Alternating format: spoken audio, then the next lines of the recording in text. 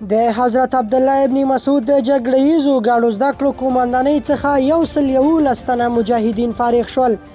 د ملي دفاع وزارت د بیلابیلو قطاعاتو او جزو تامونو 111 تنه مجاهدین د حضرت عبدالله ابن مسعود رضی الله عنه د جګړه ییزو ګاډو زده کړو قوماندانۍ د جګړه ییز ملاتړ ښوونځي د تطهیر مخابري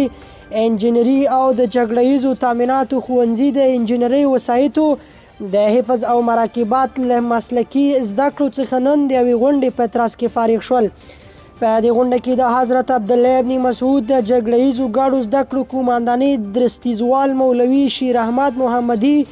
د جګړه ییز ملاتړ ښوونځي قوماندان مولوي عبدالله رحماني او ګڼ شمېر مجاهدینو، مسؤلینو او منصوبینو ګډون درلود. مسؤلینو فارغ شوي مجاهدین خپلو راتلونکو مسؤلیتونو ته د متوجه کولو ترڅنګ له هغوی څخه وغوښتل چې ترلاسه کړي مسلکي زده کړې